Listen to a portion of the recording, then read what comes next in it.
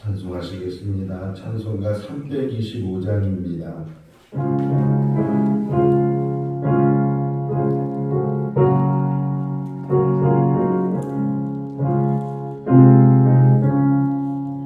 예수가 함께 계시니 시험이 오나도 본데 기쁨의 근원 되시는 예수를 위해 삽시다. 날마다 주를 섬기며 언제나 주를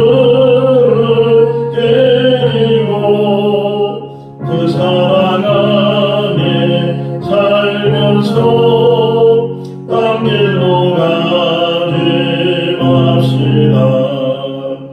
이 세상 사는 동안에 주 이름 전파하면서 무한한 복만 주시는 예수를 위해 삽시다.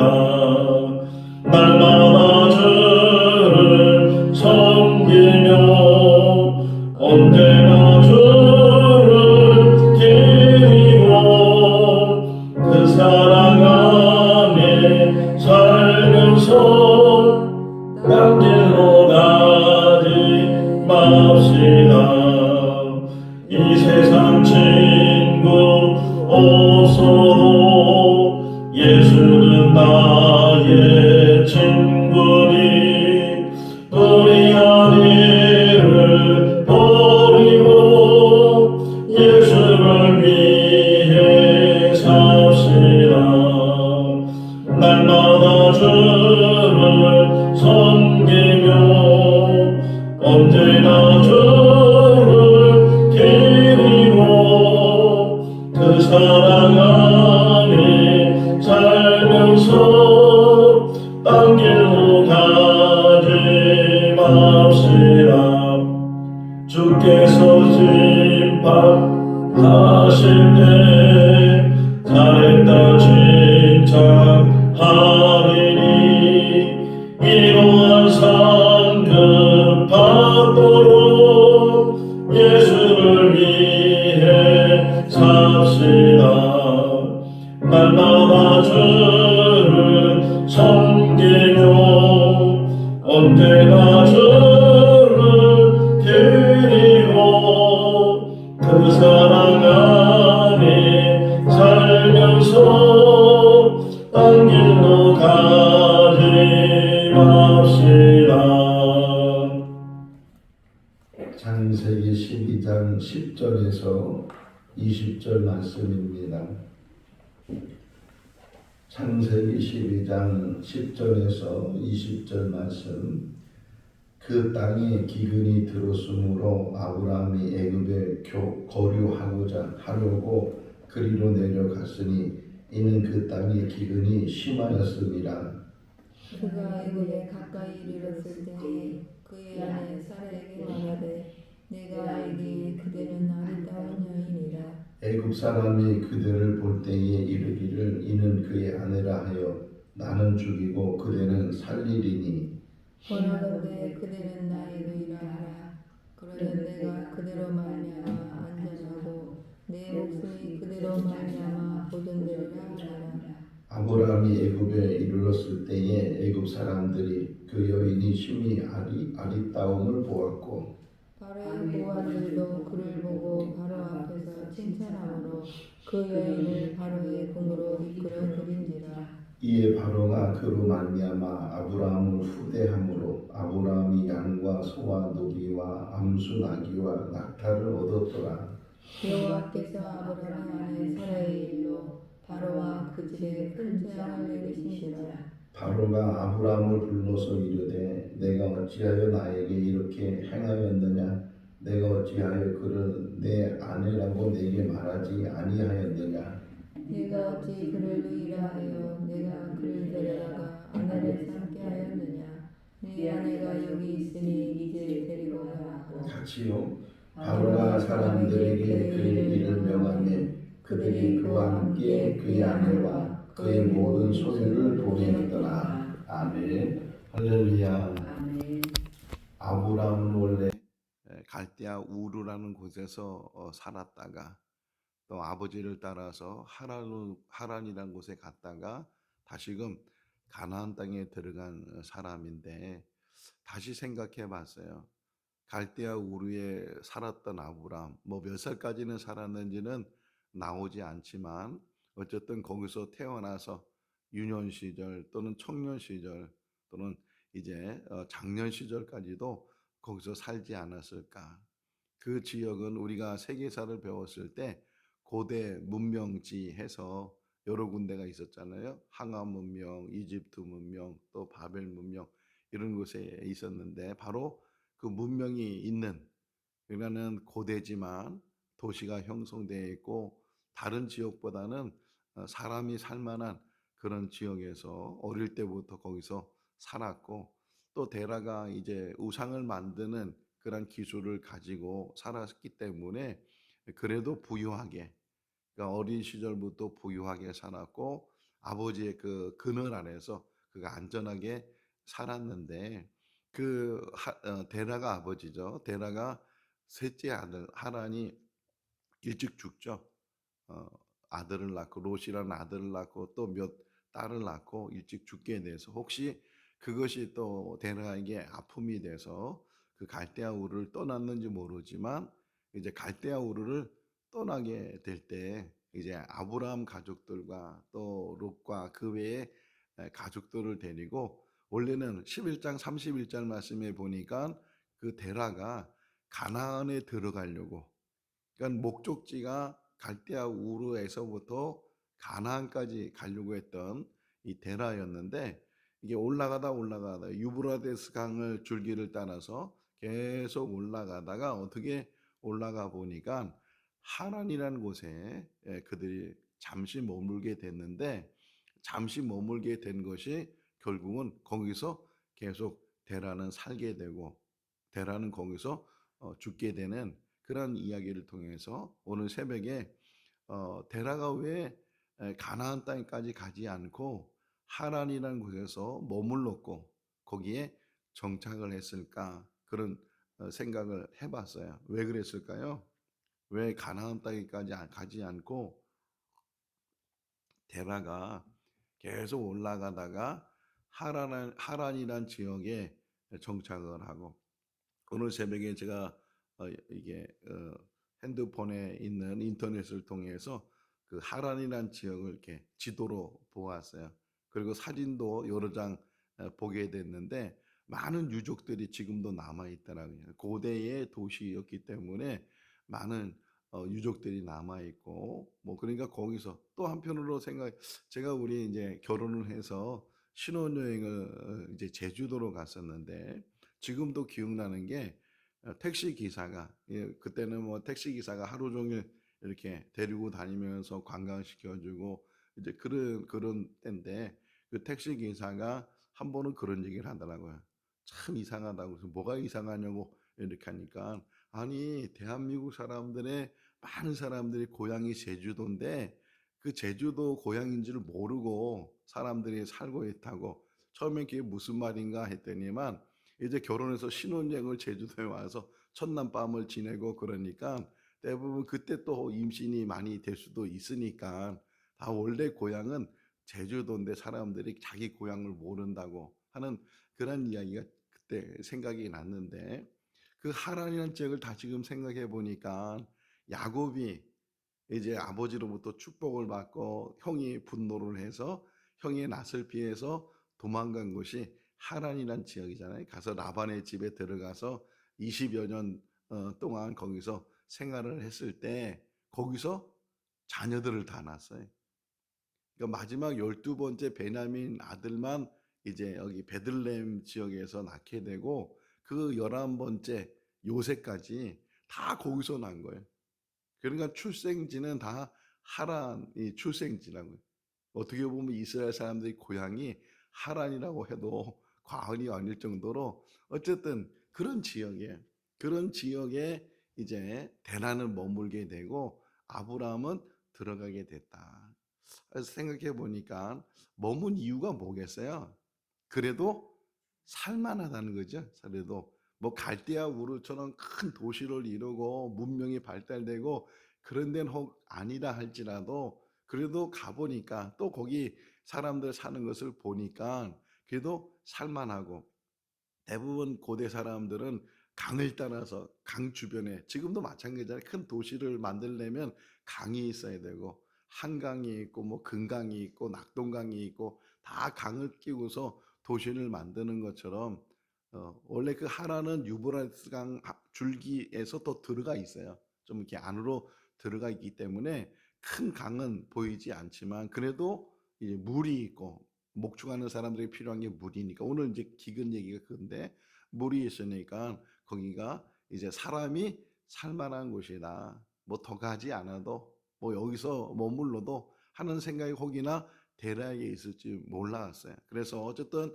그 하란에 멈추게 되고 근데 아브라함은 이제 가나안 땅까지 들어가게 되는데 가나안 땅까지 들어가게 된 이유가 어제 새벽에 말씀을 본 것처럼 12장 4절 말씀에 보니까 하나님의 말씀을 따라서 하나님께서 말씀하셨고 그 말씀을 의지해서 하나님 말씀을 따라서 아버지를 떠나서 친척을 떠나서 하나님께서 말씀하신 그 땅으로 들어간 사람이 아브라함이 그러니까 자기 소유를 이제 다 가지고 아버지를 떠나서 하나님께서 가라고 하는 그러한 땅으로 그가 들어갔어요. 어떤 면에서는 기대도 있었을 거 아니에요. 하나님 말씀 따라서 순종했으니까 뭐 그런 기대. 아브라함에게서 하나의 기도 제목은 자식이 없다는 거죠. 예, 11장에 보면 사라는 임신을 하지 못하였으므로 이렇게 표현되어 있는 것처럼 아브라함에게 소원이 있다면 사라가 아기를 갖고 아기를 낳는 것, 대를 이을 수 있는 것, 그것이 아브라함의 소원일 텐데 어쨌든 그런 소원을 가지고 하나님 말씀을 이제 순종해서 가나안 땅으로 아버지는 하란에 머물게 되고 그런데 가나안 땅에 막상 들어가 보니까 만약에 그 가나안 땅에 들어갔는데 하란이란 지역보다 더 좋은 지역이었다면 야 내가 하나님 말씀 순종한 것이 너무 잘했다. 이렇게 와 보니까 너무 좋은 지역이다. 뭐 이런 느낌을 갖고 또 너무 이게 감사하는 그런 마음을 가졌을 텐데 근데 막상 가 보니까 어떤 상황이에요? 지금도 마찬가지죠. 이스라엘 땅이. 지금은 많이 개발을 시키고 뭐 갈릴리 호수에 있는 물을 막 끌고 오고 막 수도관을 만들고 막 그래가지고서 이스라엘 땅이 지금 풍요로운데 그 당시 아브라함 시대에는 뭐 그런 기술이 없으니까 가보니까 황무지고 거기는 우기가 건기가 있어요. 그러니까 우기 때는 비가 좀 오지만 그 우기 때가 많지도 않고 비가 많이 오지 않는 그런 지역인데 막상 하나님 말씀을 듣고 순종해서 갔으면 뭔가 좋은 일이 있고 뭔가 예비된 일이 있어야 되는데 막상 가보니까 정말 내가 이거 잘못 판단한 건가? 잘못 선택한 건가? 아버지처럼 그냥 하란에 머물러 있어야 되는 거 아니었나? 뭐 혹이나 그런 생각이 이 아브라함에게 들 수 있었지 않았나? 그런 생각도 들어요. 자, 그 당시만 해도 아브라함의 믿음이 강한 믿음을 가지고 있고 전적으로 하나님만 의지하는 그런 믿음이 있는 사람은 아니었다는 거죠. 어쨌든 하나님이 그를 택하셔서 그를 부르셔서 그에게 말씀하셔서 그가 이제 하나님 말씀에 순종이 각인 같지만 아직도 그렇게 굳건하게 하나님에 대한 신뢰가 그렇게 강한 그런 아브라함이 아니었고 22장에 가서야 그래서 그 말이 이해가 되더라고요. 이 말씀을 다시 묵상하면서 왜 모리아산에서 그 이삭을 바치고 했을 때 천사가 나타나서 아브라함아 아브라함아 멈춰라 그 칼을 너희 아들에게 대지 마라 그러면서 하시는 말이 이제야 네가 나를 신뢰하는 것을 내가 이제야 알게 됐다. 그 이제야란 말이 이제는 깨달음이 되더라고요.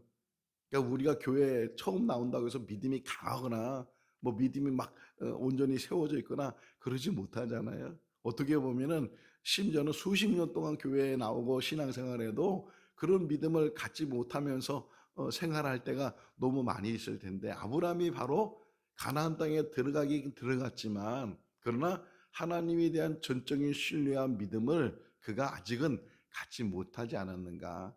그러니까 환경에 의해서 넘어지는, 오늘 이야기가 그 이야기잖아요.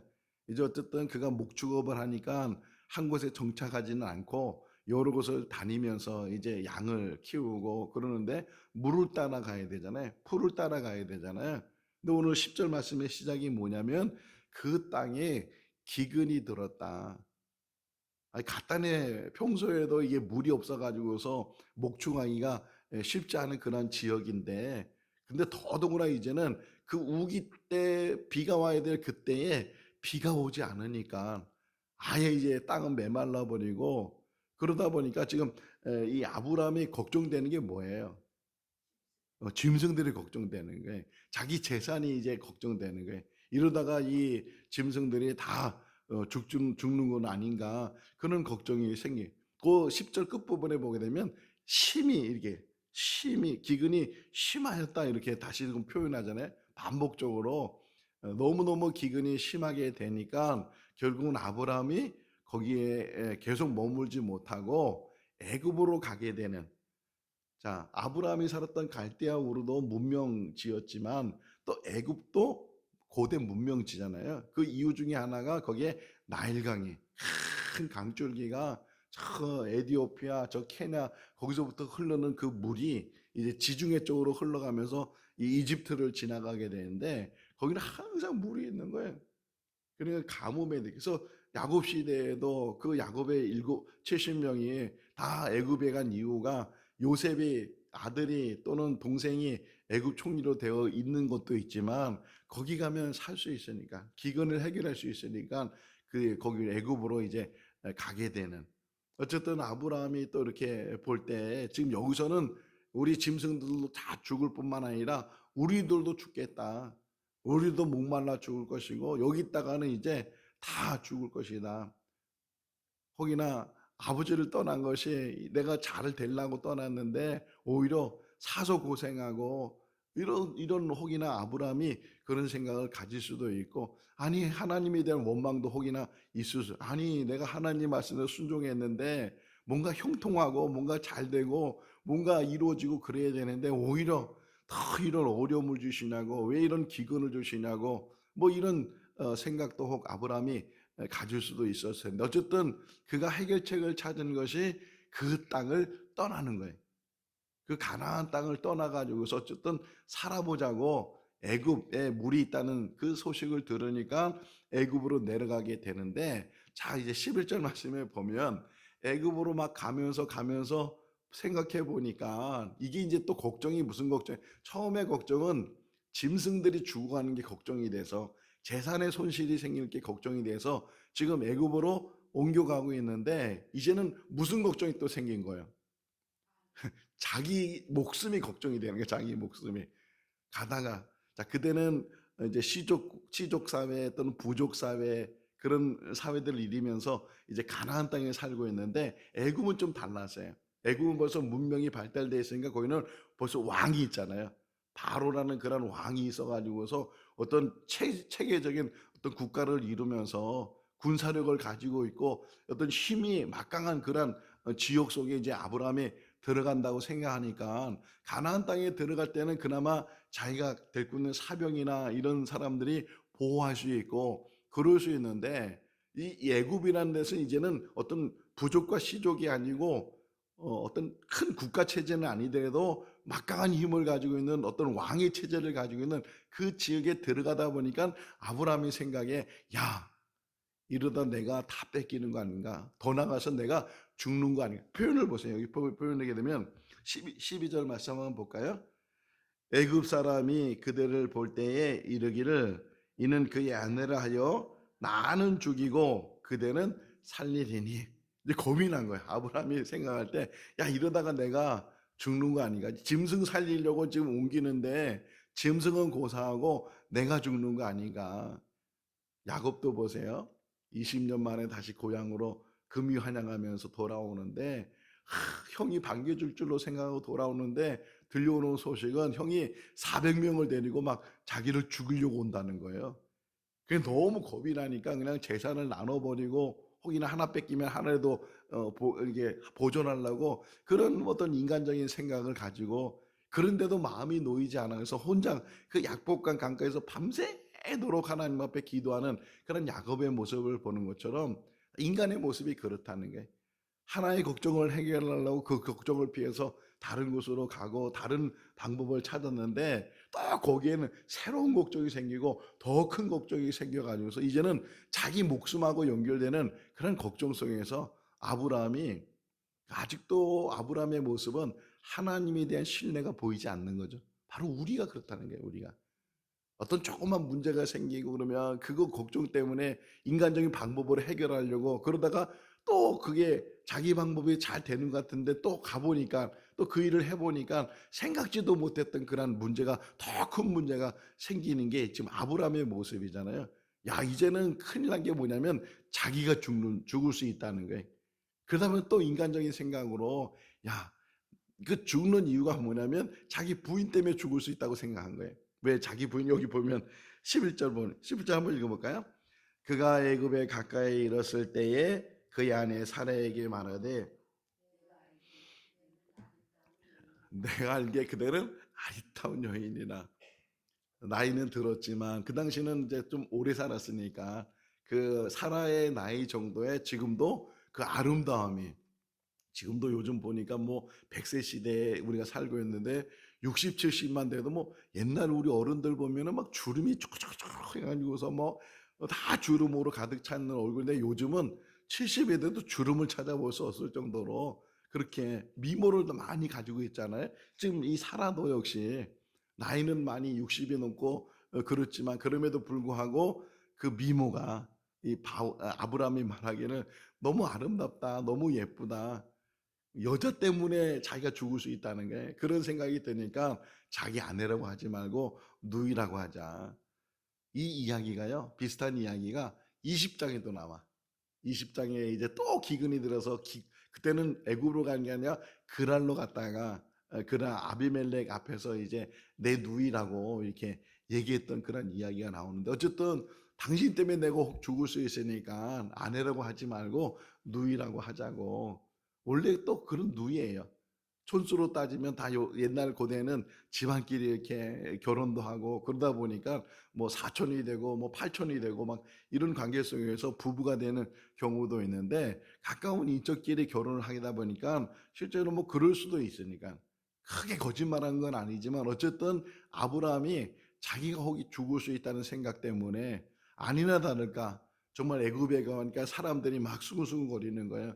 야, 그 어디 지역에 온 사람들 보니까 예쁜 여자가 있다고 그게 궁정까지 들려지게 되고 바로의 신하들이 바로에게 그 말을 해서 결국은 바로가 그 아브라함의 아내 사라를 이제 불러다가 궁전으로 데리고 들어왔다는 거예요.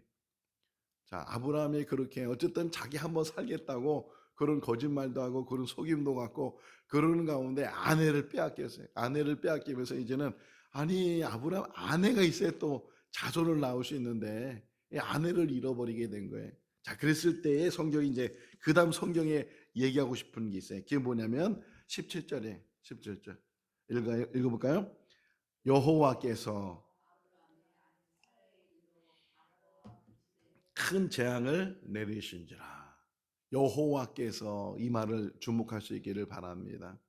지금 아브라함은 자기 생각, 자기 판단, 자기 계획 속에서 이 기근을 해결하려고 하고 그래서 가나안 땅을 떠나서 그 물이 있는 양을 칠 수 있고 목축할 수 있는 그런 지역으로 애굽으로 갔지만 또 한편 생각이 또 큰 문제가 이제 자기 목숨이 위태로운 그런 상황이 돼서 거짓말을 하게 되고 속이게 되고 그런 방법으로 어쨌든 목숨 하나는 연명하고 목숨 하나는 보존하고 있을 때 하나님은 그것을 다 해결해 주신다는 거예요.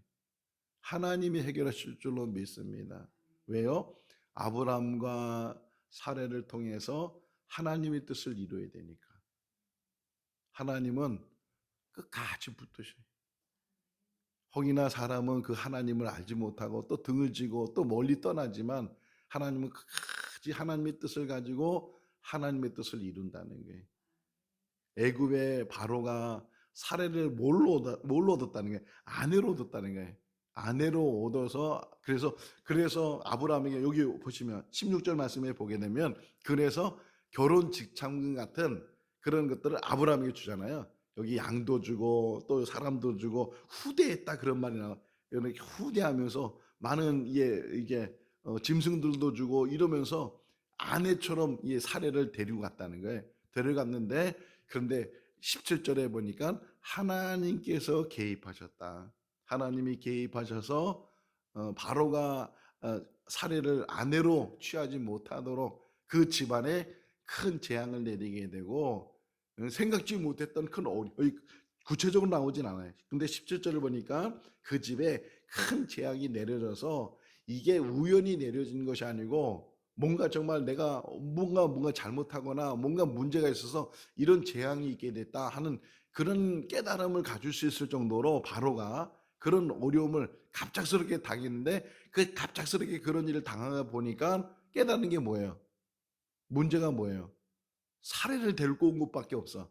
이 여자를 내 집으로 데리고 왔는데 그때부터 막 집안에 큰 재앙, 큰 문제들이 막 일어나는 거 보니까 이 여자를 데려온 게 문제겠다. 뭐 그래가지고서 알게 된 것이 이 여자는 남편이 있는 여자였다는 것을 알게 돼. 거기서 이제 뭐 알아서 18절 보세요. 읽어볼까요? 바로가 아브라함을 불러서 이르되 내가 어찌하여 나에게 이렇게 행하였느냐?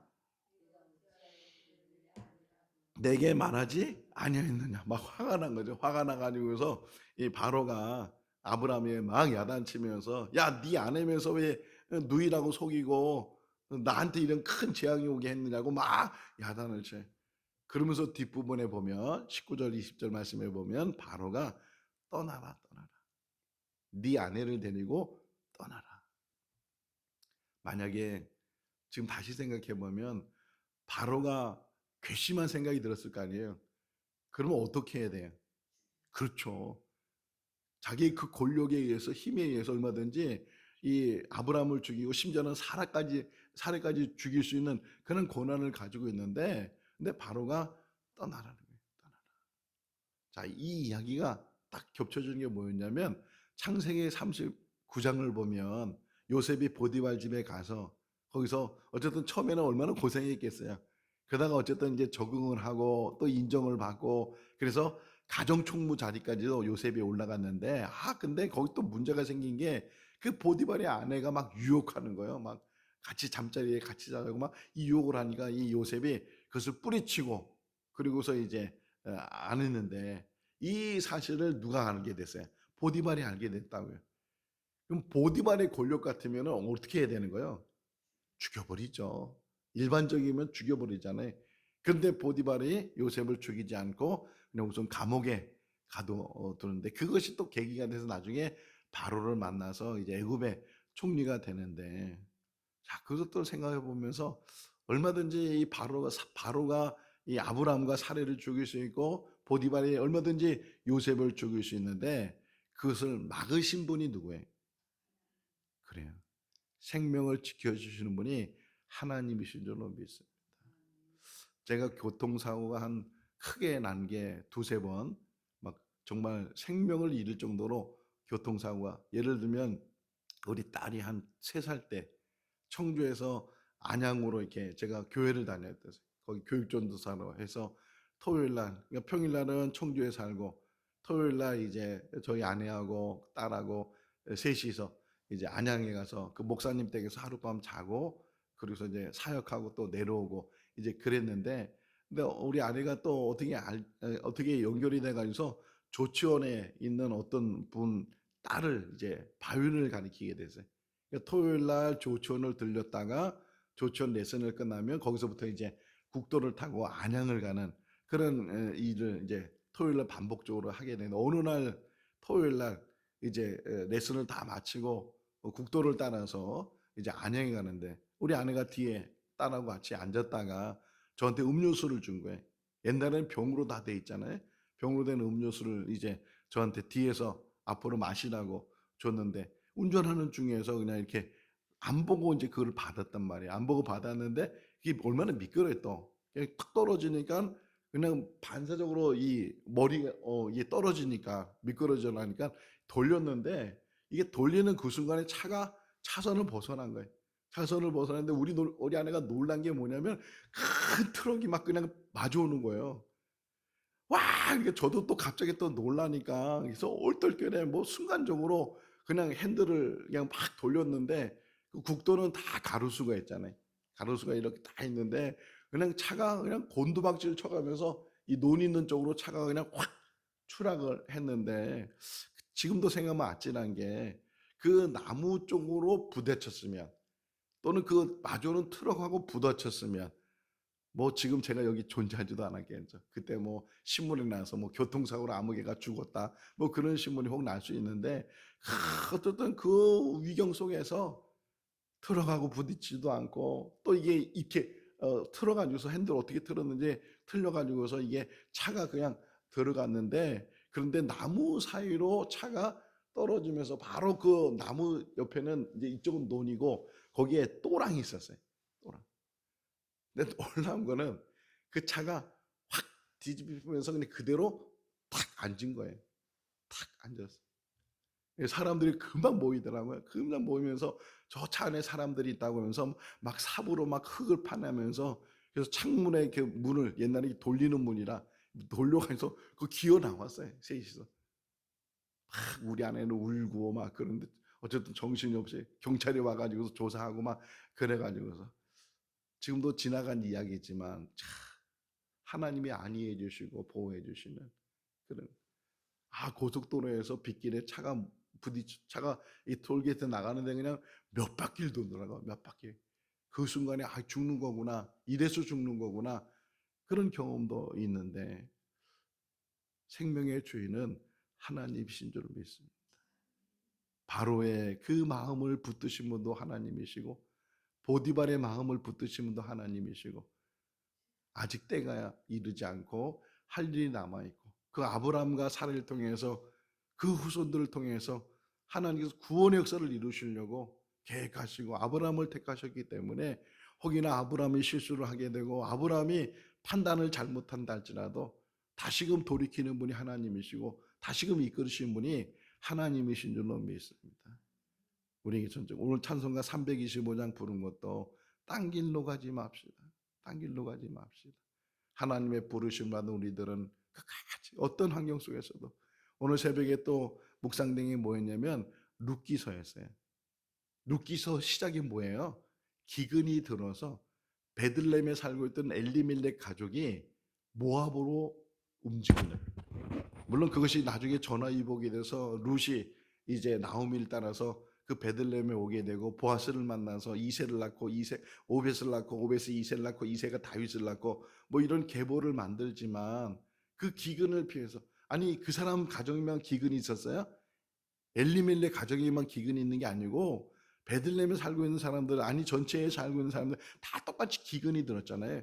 근데 그 기근 하나 피한다고 피했다가 결국은 거기서 그 이방 나라 지역에서 모압 지역에서 엘리멜렉이 죽고 두 아들이 죽고 결국 세 명의 이제 남편 없는 여자들만 남게 되는 그런 이야기를 통해서 혹이나 문제가 생긴다고 그 문제를 피한다고 인간의 방법으로 해결한다고 그랬다가 결국은 다 잃어버리는 그런 일들이 우리 삶 가운데도 얼마든지 일어날 수 있다.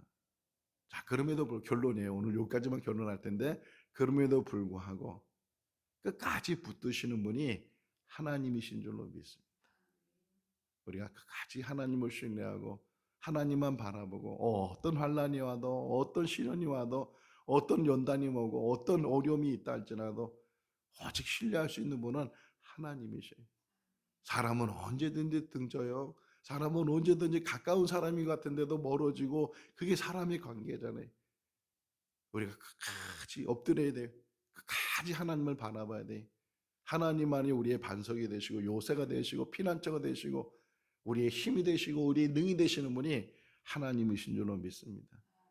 믿음 안에서 끝까지 승리해 나가는 우리 모두가 다 될 수 있기를 주님의 이름으로 축원합니다. 기도하겠습니다.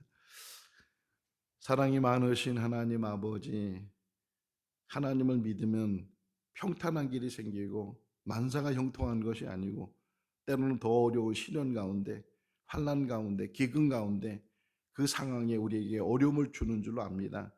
그럼에도 불구하고 더 하나님을 바라보는 믿음을 주시옵소서.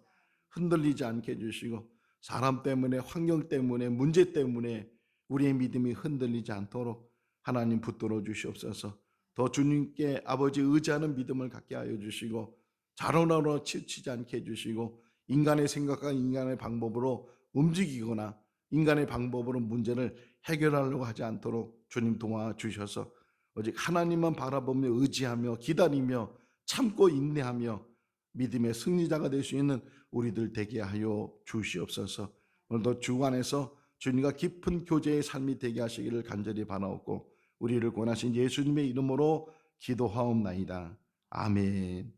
마쳤습니다. 자유롭게 기도하시기 바랍니다.